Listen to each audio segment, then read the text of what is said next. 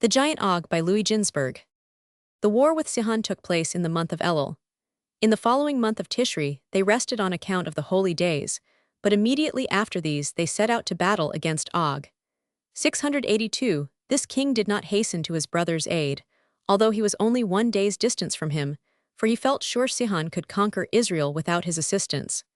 683, he erred in this, however, as in some other matters. In the war of the 4 kings against the 5, it was Og who had brought to Abraham news of his nephew Lot's bondage, assuming that Abraham would surely hasten to his kinsman's aid, be killed in battle, and thus enable Og to get possession of the beautiful Sarah. God, however, leaves no man unrewarded or unpunished. To reward him for hastening with quick steps to advise Abraham of Lot's captivity, God granted him life for 500 years, but he was eventually killed because it was only a wicked motive that had induced him to perform this service for Abraham. He did not, as he had hoped, gain Sarah, but was slain by her descendant Moses. 684.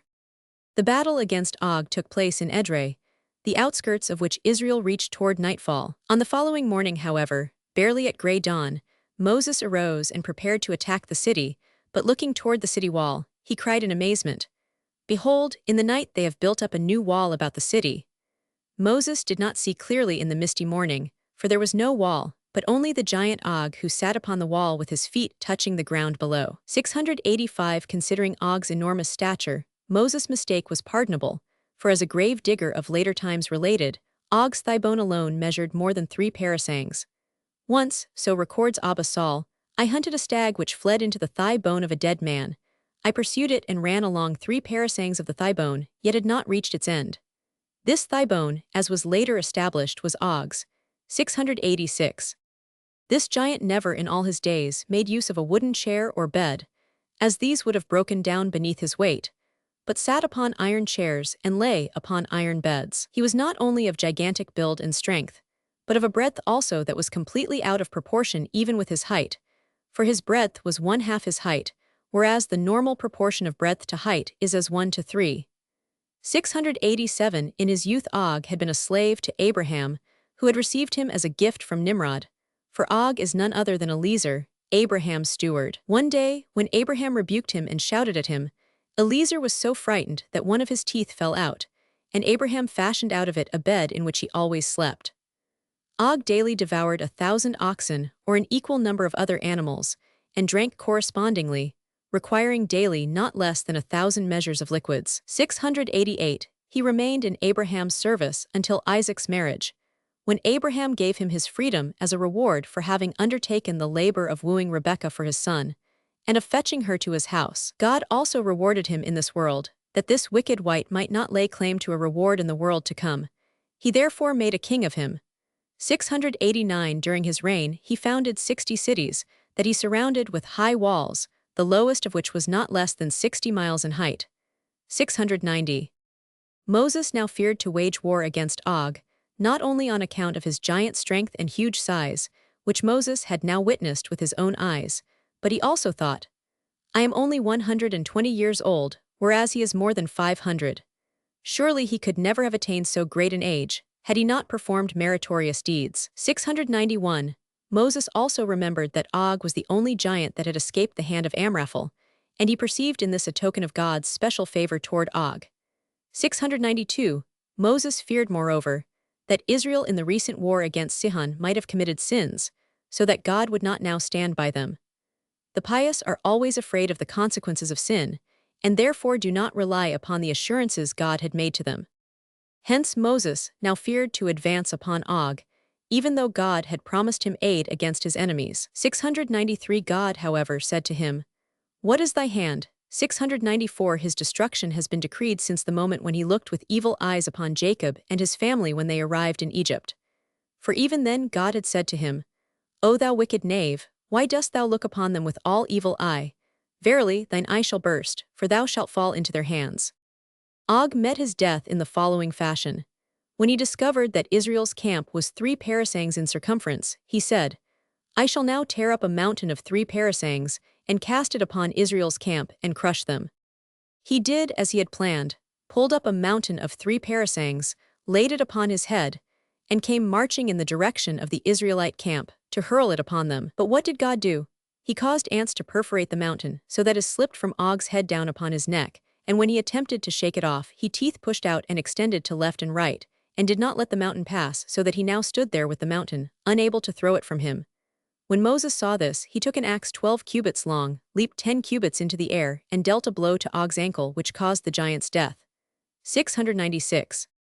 This was the end of the last of the giants, who was not only last in time, but also in significance, for despite his height and strength, he was the most insignificant of the giants who perished in the flood. 697. With Og's death, all his lands fell to the lot of the Israelites without another sword stroke, for God has so ordained it that all of Og's warriors were with him at his encounter with Israel, and after Israel had conquered these, only women and children remained in all the land.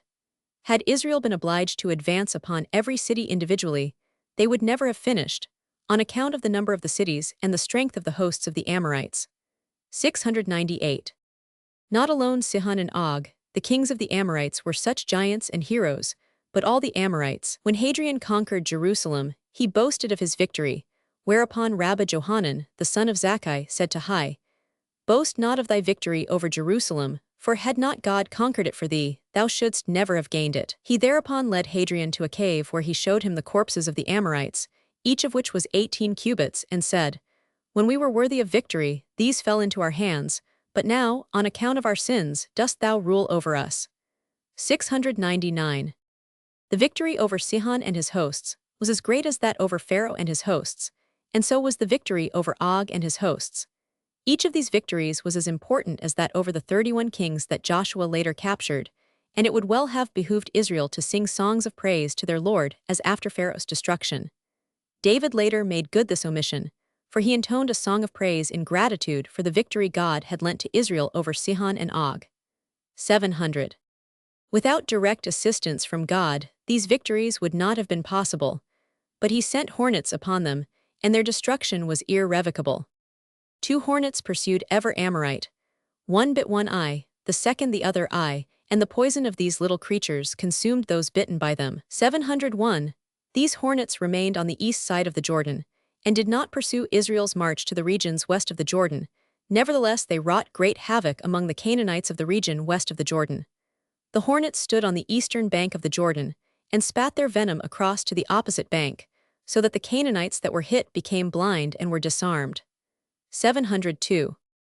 When God promised Moses to send an angel to Israel, he declined the offer with the words, "If thy presence go not with me, carry us not up hence," whereupon God replied, "Thou complainest because I desire to send only an angel to assist thee to conquer the land. As truly as thou livest, I shall now send thee not even an angel, but a hornet to destroy the enemies of Israel.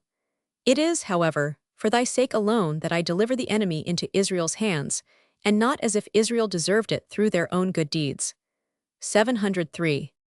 Og's bed, fashioned out of ivory, that measured 9 arms' length, taking the giant's arm as a standard, 704 Og had preserved in the Ammonite city Rabbah, for he knew that Israel would penetrate neither to the land of the Ammonites nor of the Moabites, because God had prohibited them from coming too close to Lot's descendants. 705. He likewise forbade them to wage war with the Edomites. In this way Esau, a son kind to his father Isaac, was rewarded by not having his descendants, the Edomites, molested by Israel. God said to Israel, "In this world ye shall have no sway over the mountain Seir, Edom's realm, but in the future world, when ye shall be released, then shall ye obtain possession of it. Until then, however, beware of the sons of Esau, even when they fear ye, much more so when ye shall dwell scattered among them." 706.